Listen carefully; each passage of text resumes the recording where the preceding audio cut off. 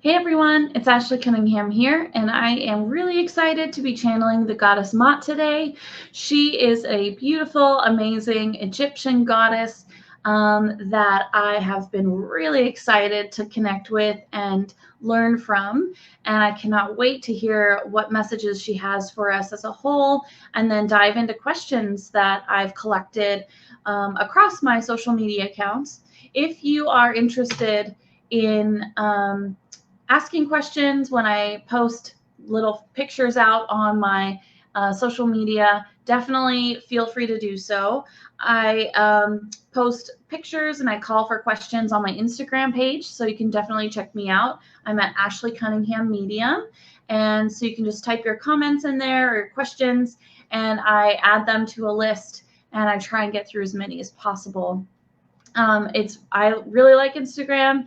I post a lot of material that I don't necessarily post in other places. So definitely, if you're interested in seeing everything that I'm doing, check it out there.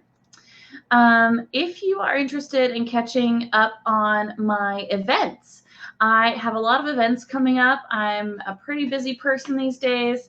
I post all of my events here on my Facebook business page, and you can find me on Facebook at Ashley Cunningham Medium. And this is my banner here. It's like a galactic flower arrangement there.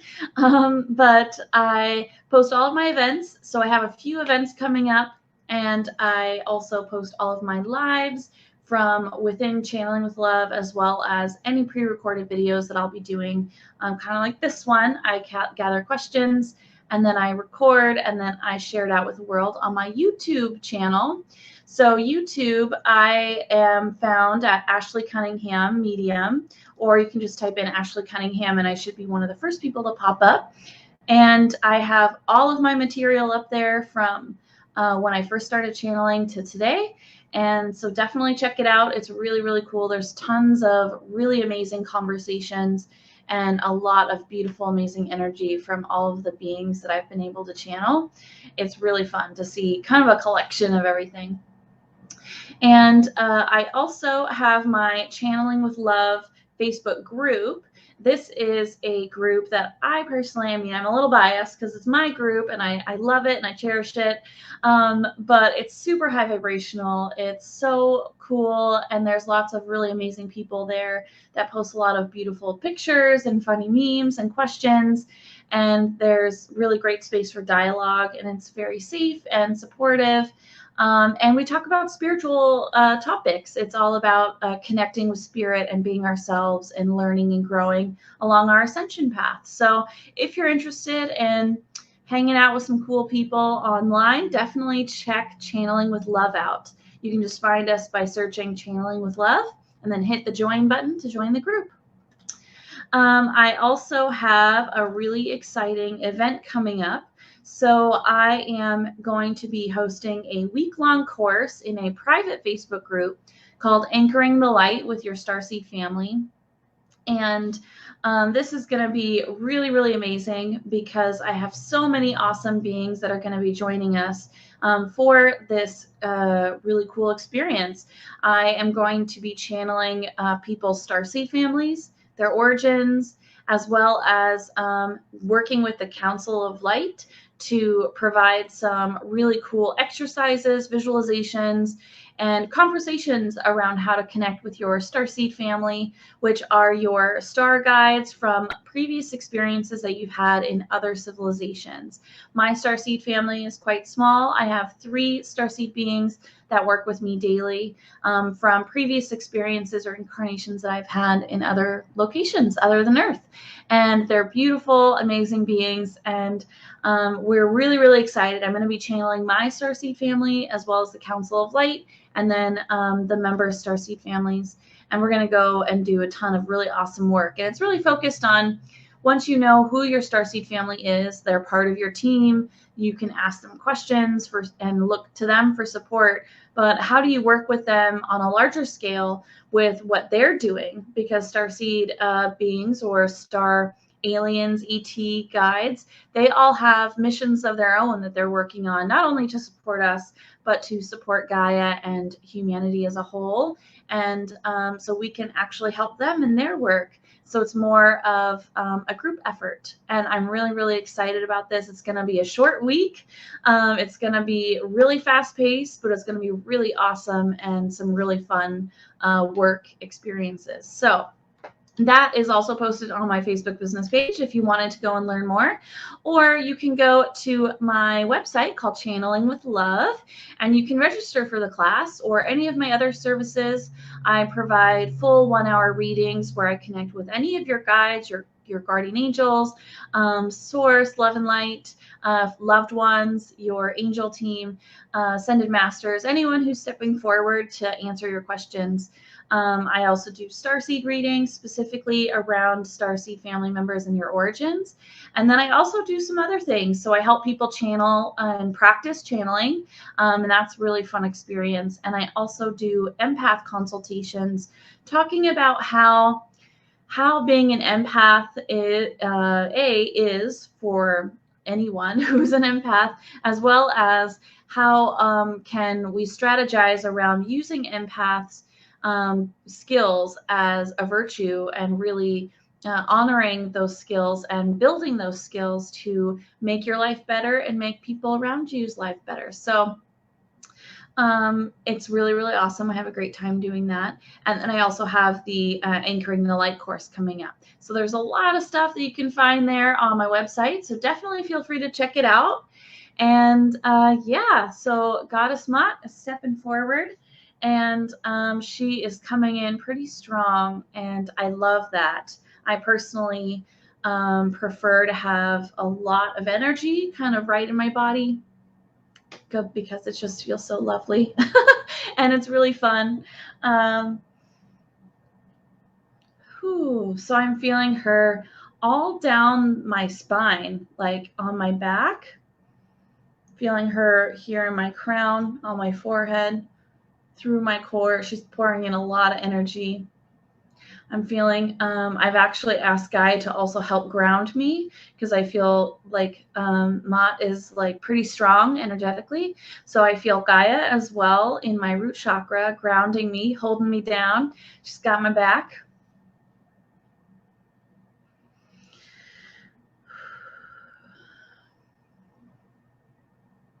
Hello, dear ones. It is an honor to be here today. It has been an exciting few days to see all of you pondering your connection to Egyptian culture, ancient Egyptians, and the history, and pondering your experiences from past lifetimes. And she's kind of chuckling on the word past. She now is saying, while we say past here in this context for you to understand previous lifetime experiences, any lifetime other than what you're having right now, they are not past. There is no time, linear time. There's no line that's shooting across the universe and you're just on a dot on the line and you're in that moment. There's no line there. It's not linear. It's not cyclical. There's no time. There's no boundaries outside of what you create in your mind. Your mind is the ultimate creator of your reality.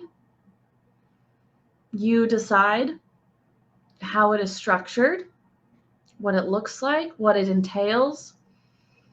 And once you understand this, you are able to connect with your other lifetime experiences in a way that honors the wisdom that you had in other in other life experiences. And you can utilize those skills and that wisdom in this experience where you're at in this moment. She's now shifting gears here. She is talking more about herself. So she's showing me a balance, like a scale of, like the Libra symbol of balance. And I only know that because I'm a Libra. Or the scale of justice. That is from her, the goddess Maat. And she's saying, when I encountered ancient Egyptian beings, humans, in their time, I was other, so I was separate, different, yet they were much more open and understanding to the experience of the earth and the connection to the stars. They were very connected to this understanding that there is more. There is more out there, but there is more in here as well. And it was an honor to work with them. I did not introduce these qualities of honesty, integrity, balance, justice, but I, in my essence, highlighted those qualities for the humans that interacted with me. She's saying, if you want to say this, I left an impression, and out of that impression grew an understanding, and she's now touching on the legal system that the ancient Egyptians utilized, and the understanding of on the other side of the veil, after you pass away, what happens? She is the goddess that administers the test that each human has to face. Their heart is weighed against a feather, and if your heart is lighter than a feather, you are able to enter into this beautiful afterlife. If you are found wanting, there are dire consequences. This is not how the other side of the veil operates. If you wish to call it heaven or a heavenly dimension, once you pass, you have an opportunity to heal. You do have to do a life review, and that is generally a very healing and beautiful experience, even for the toughest life experience here on Earth. The most dramatic, violent, low vibrational experience, a life review is really important for your soul development. And an element of that process really comes out in that imagery of balancing your heart against a feather. And this was how the ancient Egyptians could connect to the ideals of the afterworld. Of course, we are all well versed in understanding that their understanding of the afterworld and its extravagance, and there's so much there, and it's just a completely different experience than living here on Earth. And they weren't wrong. It's all of those things. It's anything that you wish it to be. If you connect with that ideal of the afterlife being a space where you have all of your things from the human world, and you live in peace and tranquility with your family and your friends, all there based on what you've developed here in this world, then that may be your experience. But there will always be that healing time available, the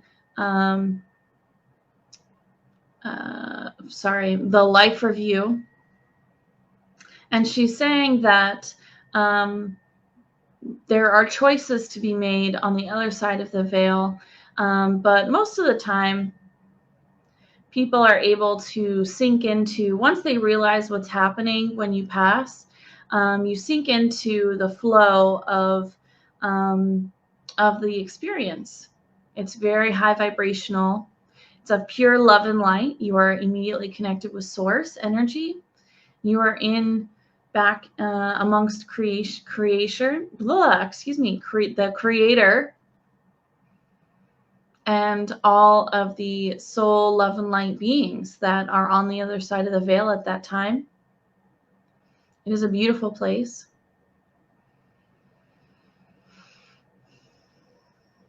Now I'm asking her, what role does she have nowadays, now that we don't really ascribe to that religion that the ancient Egyptians created or they resonated with? What does she do here on Earth now?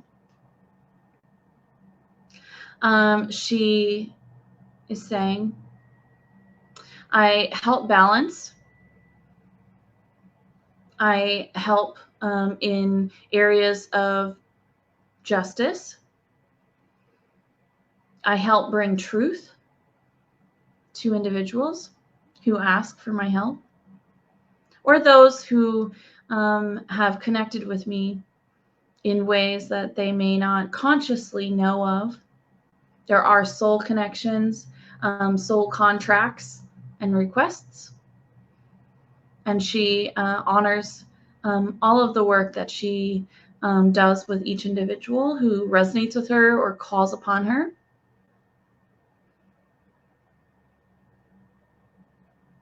There is much work to be done here in this current present moment on Earth. And she's saying, you guys could do with a little bit of ancient knowledge connecting. And there's many who, she's saying, like, connecting with kind of the mystique, the majesty of the earth as well as the universe, and grounding more. And she's saying that there are many, and this has been widely discussed already, but many people are awakening on their journey right now in this very moment and moving forward. Millions of people are going to awaken in a very short period of time, if you wish to look at it in that manner. She's saying that there is so much to reprise from our previous experiences, to claim, and then to move forward and celebrate and incorporate into our daily experience. And the core of that, if you wish to reclaim your, reclaim your personal experience, your personal knowledge, go within. There is this balance between the outer world and the inner world. Seeking guidance, seeking validation, seeking knowledge constantly outside of yourself is not going to be in full alignment with your soul and the journey that you are seeking or that you are on. And this will become evident as you will be drawn to things that are not in alignment with your path. And as you realize this, you will be directed continually to go within, to seek your answers, to release that which you need to release, and to bring yourself back into balance or in alignment with your contract, your mission, who you are as a being of light and love, and what you can do here on the planet for Gaia. And she's giving me a sense of a sense of time, honestly, ironically enough, a sense of time for our lifespan today. Ooh, I'm getting a lot of energy in my ear. Sorry, guys. She's saying it goes by so quickly that the efforts that you pursue in this lifetime are very, very important. But it's a group effort because our lives they go by so fast, and there's so much work to be done. And we are dialed in, we're keyed in on it. That's why we've been here. And it's an honor to be here and work with Gaia and work with the many of you who are on this path together, who have answered the call and are moving forward. And she's saying that there is more to come, and she's ready for your questions now. And of course, my computer goes to sleep. Okay. So, questions. The first question here is, Richard, any advice to help us find our inner freedom? And for Ashley, what inspired you to channel the goddess Maat? Oh, well, I've already answered that part. I love her message, her being, and I really resonate with her a lot. I think I have had experiences in previous lifetimes where I was either maybe adjacent to the Egyptian culture or in the Egyptian culture. And I feel like I really understand her energy. So I just feel like it was time to channel her. And now let's ask her any advice for us in general to find our inner freedom. She's saying, you already have inner freedom. You just need to ensure that you recognize it. If you do not feel free, how do you free yourself? You hand off and you challenge the fears in which you and your mind has created for yourself. And you recognize that those are simply constructs of your own imagination. And you can hand those off. Blow like that. She's doing that. Blow on them and see them scatter before you. And then you will feel free. But you are already free. You just have to challenge your mind. If you wish to seek more guidance on this inner freedom of yours, feel free to call on me. And I also have Jesus stepping forward as well. He's saying, feel free to call on me as well. Some of you may need some healing to remove some of the fears or the scripts that you have written for yourself in this lifetime. And you may need to get a healing kind of to remove that. And I'm asking Jesus now, can they call on him for that healing? And he's saying, of course, please do so. I love each and every one of you.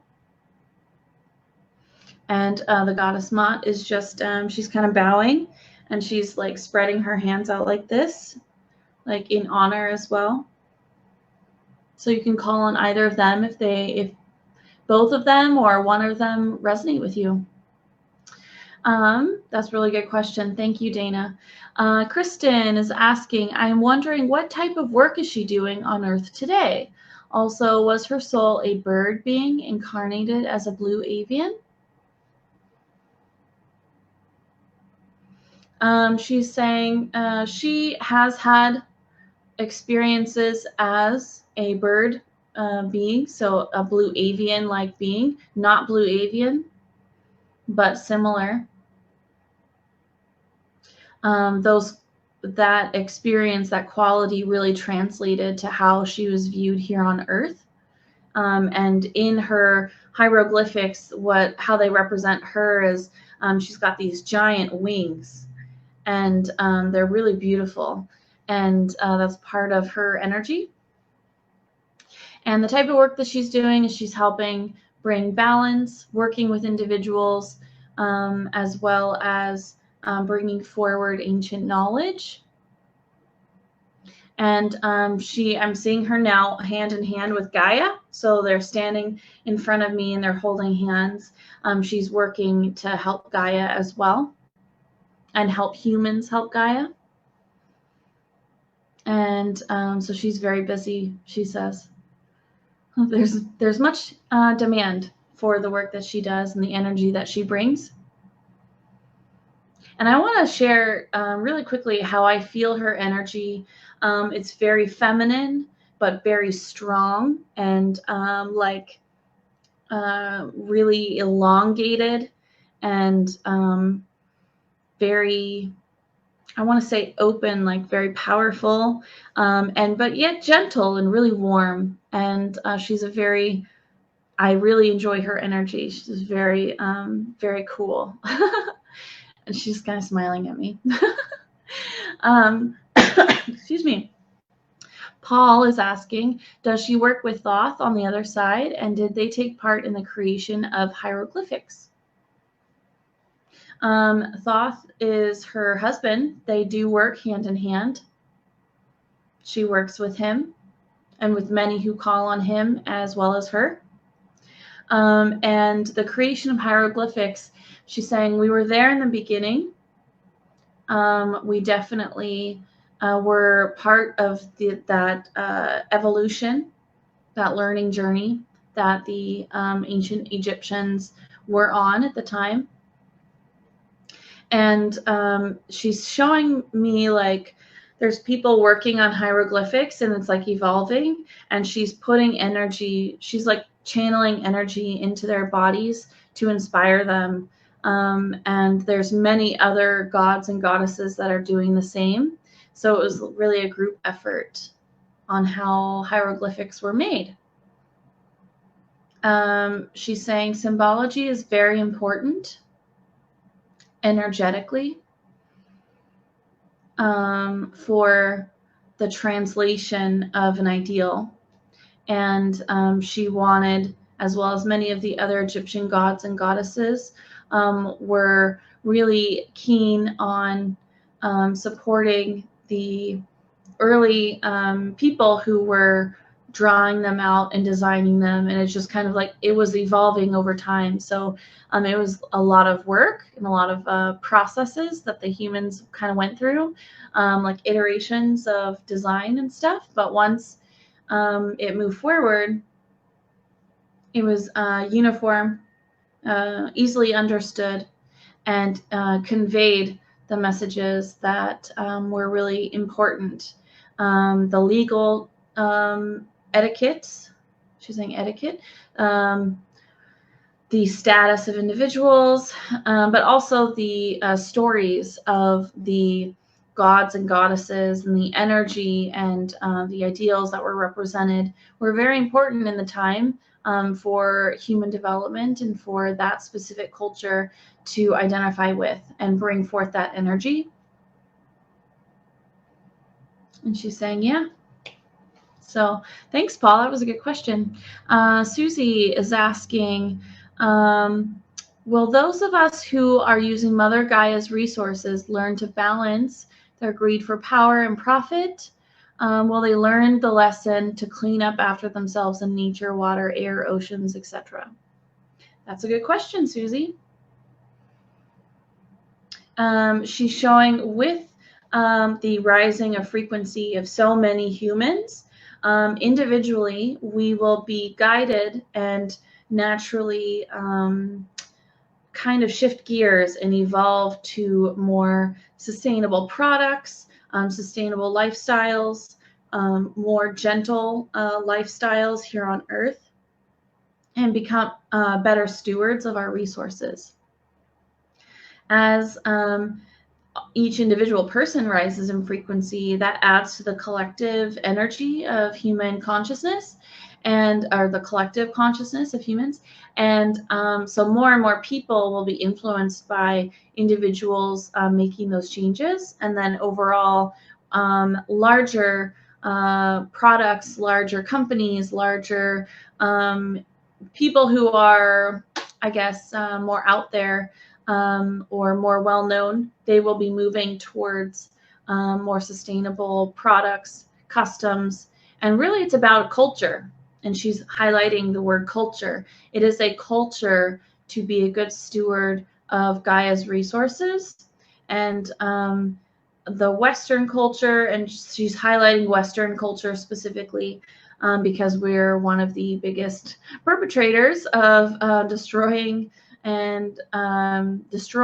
using her resources unwisely, and just creating a lot of garbage. And Western civilization, the culture is going to be and has shifted, and there are big shifts happening right now for a gentler footprint on Gaia, and also to heal and put energy back into Gaia to heal her and her being. So she's highlighting culture again is really important to understand that it will be an evolution, and it will be a process, but we've already seen many, many, many changes happening across Gaia, so all around the world.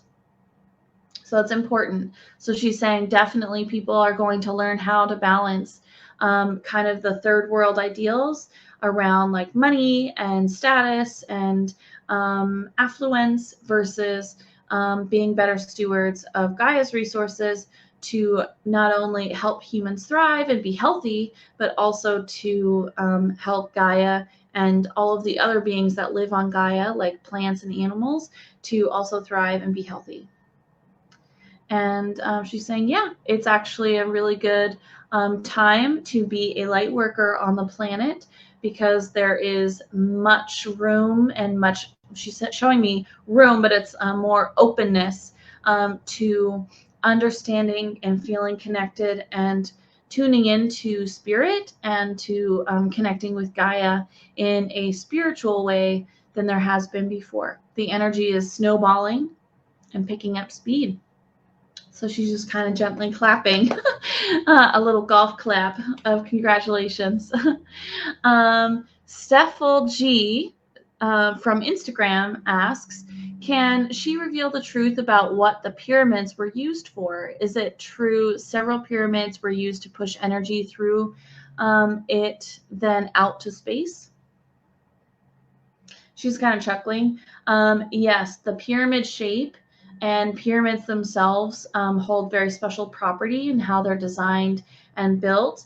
And she's saying confluence. So a confluence of energy can move through Gaia up out of this pyramid. And there are ways in which we can direct that energy. It can either go straight out into space like a beacon, or it can be used as a means of, oh, this is interesting, as a means of shooting. She's showing me like energy shooting and surrounding Gaia, like a blanket of energy around Gaia. And it's definitely a confluence or a channel or a means of moving energy. And she's highlighting in my mind the story that I read online, where a man, and I believe it was like Ohio or Indiana, somewhere in the US, he built a pyramid. He was an architect and construction person, and he designed and built his own pyramid. And it was a house. It was his house. He and his family lived there. And he noticed that water started coming up from the ground around this pyramid. And the water was pure spring water. It had beautiful, amazing properties.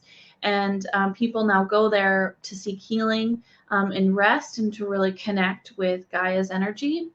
And that was pretty cool. I haven't heard much about that place. I don't know exactly where it is. I'll have to do some research to see if I can find it and maybe post it in the description box below this video for you guys. But I thought that was really interesting. And she's saying this is some of the properties of pyramid design. And she's saying it also matters about what kind of energy goes within building a pyramid, what the intentions are, and how, I guess, how the journey of building that pyramid. She's showing like over time the intention and the energy that's put into that building is very important into the purpose and the direction and how things how energy, she's saying energy, how that energy moves through the pyramid. She's saying this is some knowledge that was passed down through her civilization. She's not of this earth, but she came to earth and connected with the ancient Egyptians. And her group that came and connected, the gods and goddesses of ancient Egyptian culture, taught them how to do this and helped them build those buildings with specific intentions around channeling energy for protection and growth and enlightenment. She's saying that there are layers of understanding to this pyramid or the pyramids of Egypt, and there's many pyramids all around the world that are all designed to do the same work, the same energetic channelings, or she keeps saying the word confluence of this energy. So it's not just unique to the Egyptians. There are other designs, but they all kind of do the same thing. And she's saying this is knowledge that, ooh, this is cool. She's saying this is knowledge that we are slowly awakening to. We are remembering, and it will be unique and kind of an amazement to us when we learn of it again fully and remember it and really believe in it and trust it. And then moving forward, design and our own understanding of energy and how it's used in everything will be really important moving forward in how we live on the planet.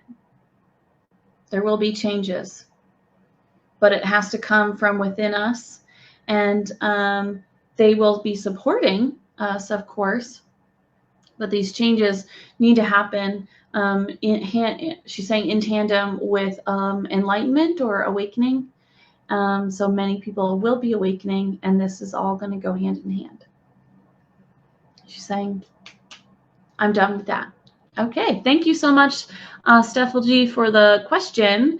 I am Pranita from Instagram is also asking, I would like to know who my Akashic Guides are and how I can make my relationship stronger with them. Any guidance that will help me decide if I should learn to do Akashic record readings for others? Thanks. She's saying, for you, I am Pranita. You have many guides, but the primary guide is your higher self. You can connect to your higher self and understand your soul journey. The Akashic records are open for anyone who is interested in connecting and learning about who they are and who they will be. And on your question of should you be doing Akashic record readings for others, she's saying if you resonate with that activity, please do so. It is an interesting and exciting call to answer to be a light worker in this manner, because many will connect to the truth that you unveil. And it's very important that people remember their own experiences. And she's kind of highlighting again that bringing forth ancient knowledge and really understanding more of where we were on Earth, like who we were on Earth, but also who are we as a being, and what other experiences have we had across the universe. This is a high calling, And so if you feel like you resonate with that, please do so. And she's also highlighting free choice is a part of this equation. You definitely have the ability to do so. Whether or not you choose to step forward in that manner is up to you. So yeah, feel free to check that out. Thank you, I am Pranita, for the question.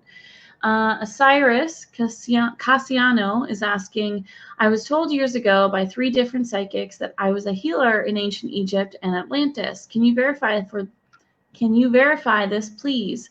Am I a starseed from Sirius or Orion or somewhere else? Thank you.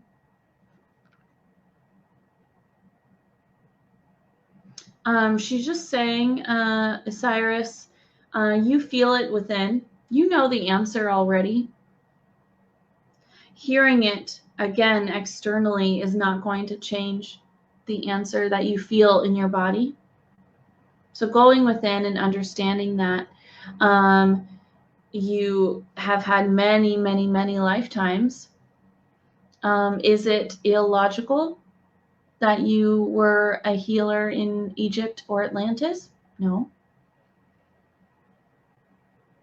Does that identity relate to you or like resonate with you? Do you relate to it? And I'm getting a pretty solid yes.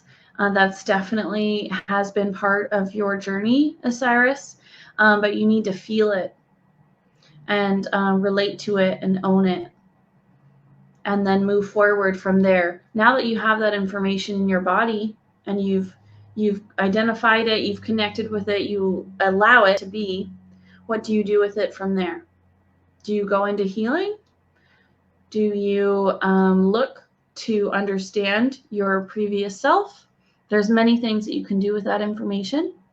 And the goddess Maat is just showing you, she's kind of showing me, she's like holding her hands and saying, go forth now, go forth, trust the knowledge, and now make decisions based upon that knowledge.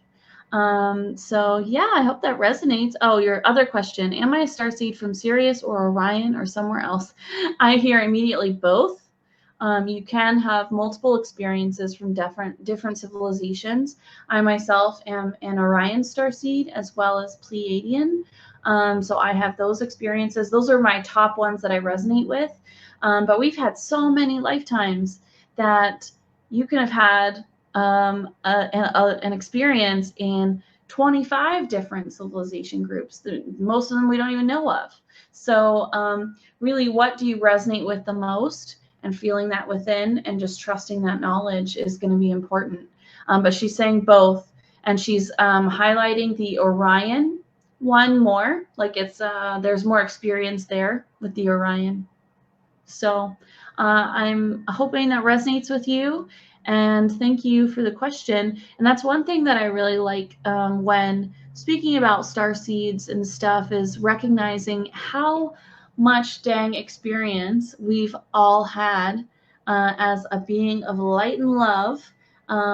We have no idea how our journey has been up until this point. And sometimes it's a little difficult to wrap my head around that we're so much older and experienced, and we've had so many life experiences that you have no idea how much you've lived, what you've done, how you've experienced things, and what's happened. And digging into your Akashic record, and also asking your Starseed family for knowledge and guidance, and just learning about that is just a really fun. It's going to be a constant, lifelong journey, because you can never know all of it all in like one little drop, because it's just so amazing. And I love talking about that, asking questions about that from spirit, and digging into it because it's so cool.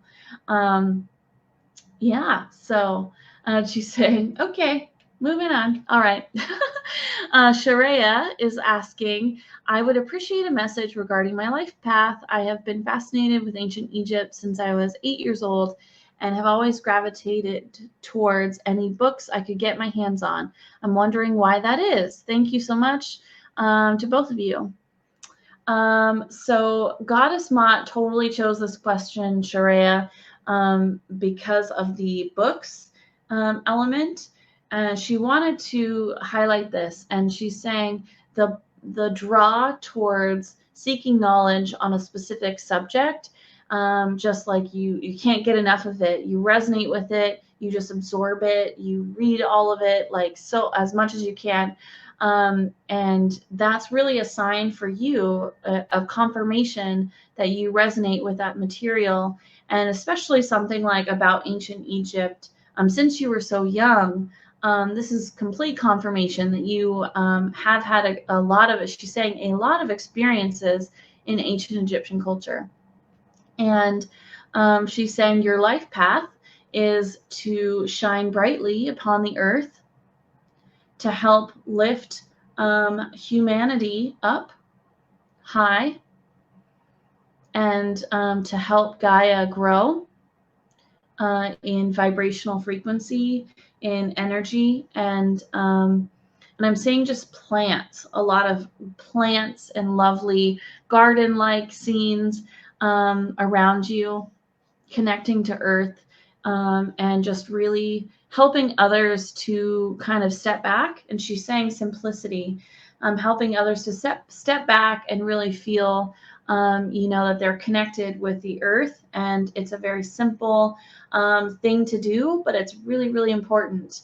And you are going to, and have been, she's saying has been, shining really brightly and sharing your light in a way that you have no knowledge of. There's really no easy way to reckon how far our actions and our words and our energy has spread and shared and supported others, shared with and supported others on the earth plane. So she's saying you are on your path. And in that path, there will be decisions. You may be drawn to healing or to coaching others, how to connect to spirit, to sharing messages such as this dear one,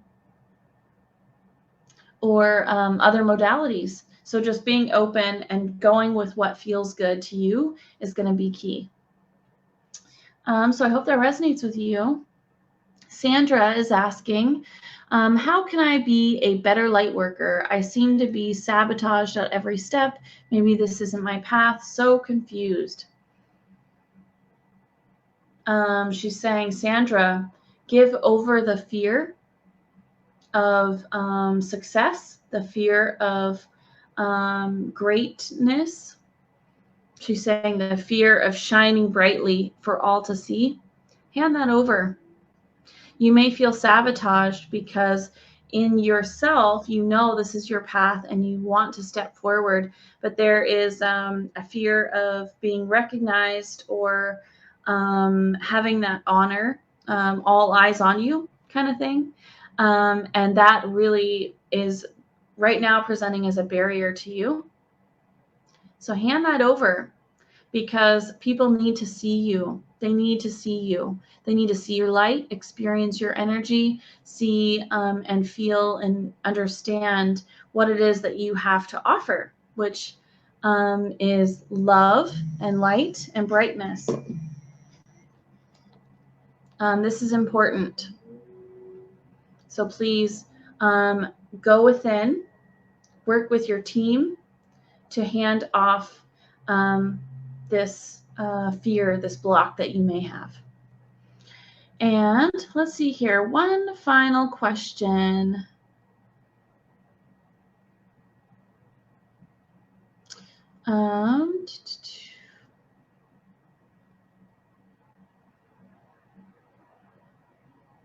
Ursula is asking, could she please explain how to make the heart so light? Kind of going back to that weighing of the heart and feather.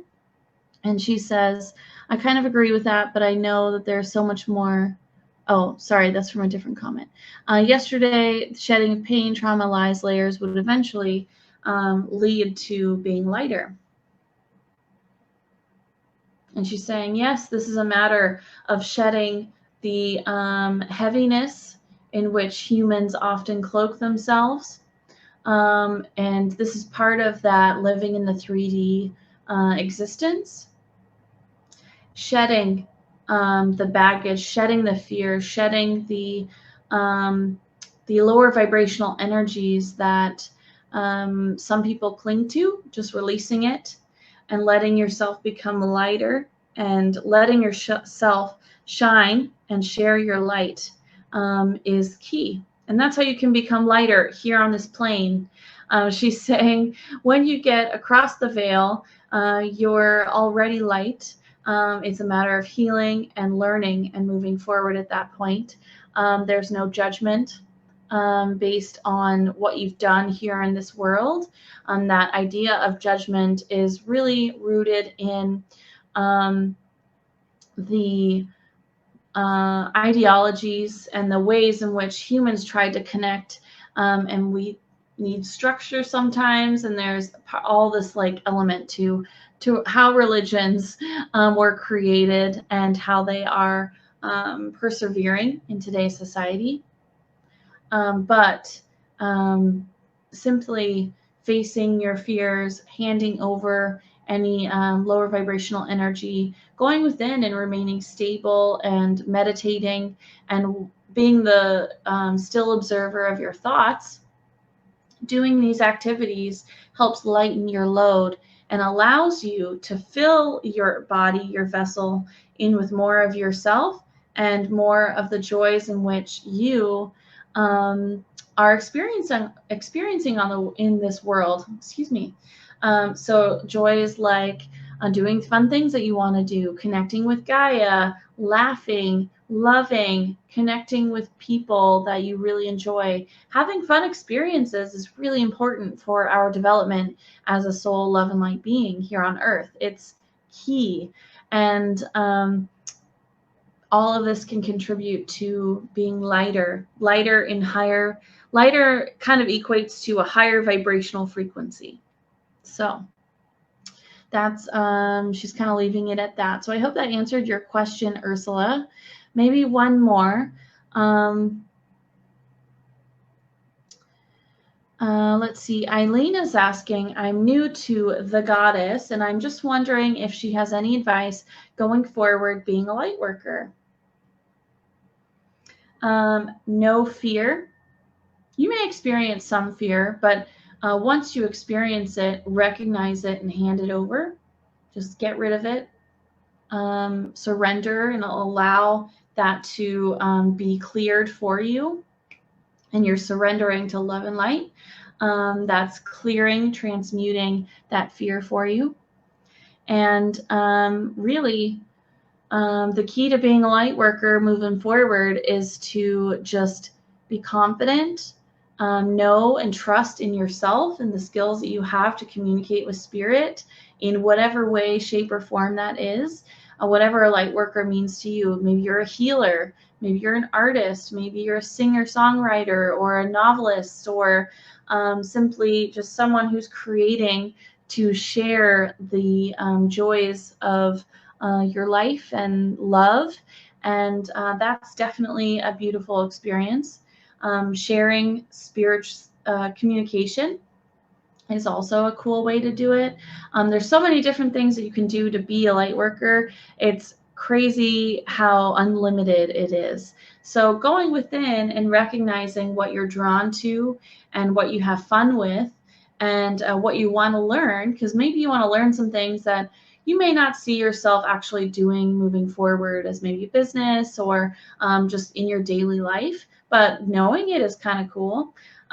So she's kind of saying like she's showing me just an open road. It's your choice. It's the road you wish to design and go down. It's your path. But just recognizing that you're loved, so loved beyond measure, and you are a being of love and light. You are a bright, shining being, she's saying. All of you are. Each human is, each being is of love and light. And this is important to, she's saying it's important to own and kind of own as our identity. And once we kind of have that as part of our identity, it's easy to live a guided life and to kind of tune in and then share with what you can. With, she's saying, share with who you can, doing what you want and what you can in the moment.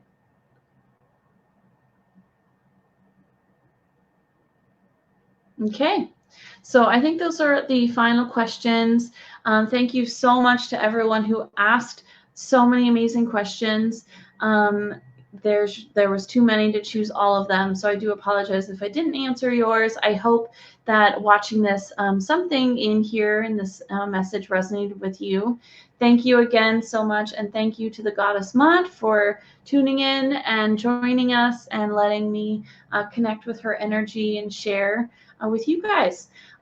So I hope you all have a beautiful, wonderful day, morning, noon, afternoon, evening, wherever you're at in the world. Talk to you later. Bye.